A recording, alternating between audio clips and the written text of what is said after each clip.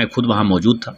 और बार बार दानिश अली प्रधानमंत्री जी को नीच कह रहे थे। आप प्रधानमंत्री जी को इस तरह से डेरोगेटरी रिमार्क्स के साथ प्रोवोक करोगे तो स्वाभाविक है कि वो प्रतिक्रिया होगी। अभी जो कंट्रोवर्सी चल रही है लोकसभा की, कि दानिश अली का काफ़ी वीडियो जो है चल रहे हैं कि दानिश अली को जो है भारतीय जनता पार्टी के सांसद रमेश भिदोड़ी जी ने जो है गलत शब्दों का प्रयोग किया, और वो पूरी दुनिया देख रही है। कोई भी सभ्य समाज में यदि रहेगा तो इन चीज़ों को जो है कोई एक्सेप्ट नहीं करेगा। मुझे लगता है कि प्रजातंत्र में विरोध करने के अपने महत्व हैं, लेकिन शब्दों की मर्यादा जो है वो बनी रहनी चाहिए। और रमेश भिदोड़ी जी ने जो शब्द उपयोग किया वो कहीं से भी एक्सेप्टेबल नहीं है, वो गलत शब्द है, और इन शब्दों का प्रयोग जो भी करते हैं वो निंदनीय है। लेकिन उस दिन मैं सदन में खुद मौजूद था। मैंने माननीय लोकसभा के स्पीकर को कहा है, मैंने पत्र लिखा है, और पत्र लिखकर कहा है कि जो चंद्रयान पर उस दिन डिस्कशन हुआ, माननीय राजनाथ सिंह जी ने जिस डिस्कशन को स्टार्ट किया, और आपको पता है कि भिदोड़ी जी की इस घटना के बाद माननीय राजनाथ सिंह जी ने खुद से माफ़ी मांगी थी सदन से, और कहा था कि इस तरह की बातें नहीं होनी चाहिए। वो बात ख़त्म हो गई थी, लेकिन आफ्टर थॉट के तौर पर जो है विपक्ष ने इस मुद्दे को जानबूझकर उठाने की कोशिश की। मैं खुद वहाँ मौजूद था, और बार बार दानिश अली प्रधानमंत्री जी को नीच कह रहे थे। और यदि आप प्रधानमंत्री जी को, देश के इतने लोकप्रिय प्रधानमंत्री जी हैं, गरीब का बेटा हो गया तो आप उसको नीच कह दोगे? आप अपने नाम के पीछे यदि कुंवर दानिश अली लगाते हो, कुंवर का मतलब यदि राजा यदि आप हो गए तो आप अपने आप को किसी को भी जो है कीड़े मकोड़े समझोगे। और स्वाभाविक है कि हम भारतीय जनता पार्टी के लोग मोदी जी के कारण ही जीत कर आते हैं। मोदी जी हमारे नेता हैं तो हम जो है जीत कर आते हैं। जनता वोट मोदी जी को देती है। और कोई स्पीकर यदि बोल रहा है उसको बार बार प्रोवोक कर रहे हो, रमेश भिदोड़ी जी को प्रोवोक किया, और उसमें भी आप प्रधानमंत्री जी को इस तरह से डेरोगेटरी रिमार्क्स के साथ प्रोवोक करोगे तो स्वाभाविक है कि वो प्रतिक्रिया होगी। तो मैंने स्पीकर साहब को कहा कि इसकी जांच कराइए।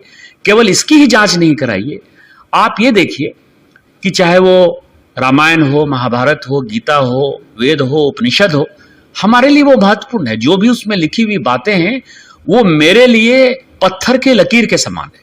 कुरान में जो बातें लिखी हुई हैं वो मुसलमानों के लिए पत्थर के लकीर के समान है। बाइबल में जो बातें लिखी गई हैं वो क्रिश्चियंस के लिए जो है पत्थर के लकीर के समान है। और कुरान में क्या लिखी हुई है आज तक कोई चर्चा नहीं करता। चांद के बारे में उनकी एक अलग ओपिनियन है, साइंस का एक अलग ओपिनियन है, लेकिन उस पर चर्चा नहीं करता। उस दिन स्वागत राय कहते हैं कि पुष्पक विमान था ही नहीं, राम का एग्जिस्टेंस ही नहीं है। डीएमके वाले कहते हैं कि हम द्रविडियन हैं, कोई हिंदू धर्म ही नहीं है, कोई सनातन धर्म ही नहीं है। सेतु समुद्रम को आपने ये कर दिया, कोई उसको कीड़ा कह रहा है, कोई मकोड़ा कह रहा है, कोई एड से तुलना कर रहा है। तो सवाल यह है, मैंने ये कहा कि इसके साथ साथ उस दिन जितनी भी स्पीचेज हुई हैं, चाहे स्वागत राय की हुई हो जिसने कि राम के टीएमसी के सांसद ने राम के एग्जिस्टेंस को नकारने की कोशिश की, चाहे डीएमके के सांसद हो, इन सबों के लिए एक इंक्वायरी कमेटी बिठाइए कि फाइनली इस तरह की भाषा की गरिमा किसने गिराई। अभी मैंने ट्वीट देखा कि दानिश अली ये कह रहा है कि हमने कहा कि प्रधानमंत्री जी के बारे में भिदोड़ी ऐसा क्यों बात बोल रहा है, उसको एक्सपंज करना चाहिए। तो मैं जो बातें कह रहा था उस बात को दानिश अली ने एक्सेप्ट कर लिया कि प्रधानमंत्री जी को उसने नीच कहा।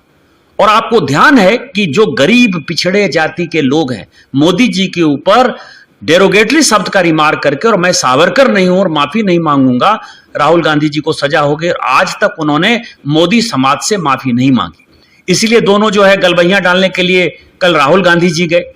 इसके अलावा आप जिस किसी भी सांसद से पूछेंगे, आज रवि किशन जी ने मुझे फोन किया था गोरखपुर से, और रवि किशन जी ने कहा कि भैया आपको ध्यान है कि जब पॉपुलेशन कंट्रोल पर हम बात कर रहे थे तो मेरे ऊपर, मेरे पत्नी के ऊपर, मेरे बच्चों के ऊपर उसने डेरोगेटरी रिमार्क किया कि तुमको तो 4 बच्चे हैं और कहां कहां होंगे। तो आप ये समझें कि दानिश अली और इस तरह के जो कांग्रेस के लोग हैं, टीएमसी के लोग हैं, या जो भी डीएमके के लोग हैं, ये सभी हैबिचुअल ऑफेंडर हैं, और ये घटिया घटिया बातें करके भारतीय जनता पार्टी के सांसद को प्रवोक करते हैं।